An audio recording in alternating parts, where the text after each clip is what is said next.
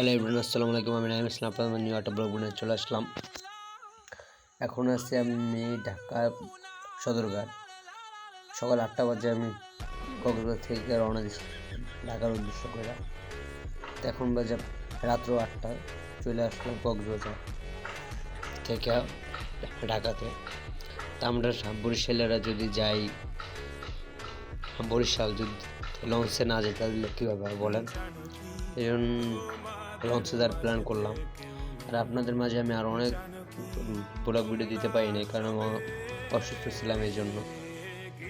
তো আমার জন্য সবাই দোয়া করবেন। আর কক্সবাজার থেকে গিয়ে আনলাম এটা আপনার দেখার জন্য প্রস্তুত হওয়া। কক্সবাজার গেছি, প্রথমে নিয়ে আসলাম বাঁশ, কারণ কক্সবাজার যাই আমি অনেকগুলো বাঁশ খাইছি, এই জন্য 2টা বাঁশ নিয়েও আসলাম সাথে করে। তারপর আনলাম কিছু কক্সবাজার ঝিনুক, তারপর একটা ঝিনুকের মালা, আলার মতো অনেক কেনাকাটা করলাম।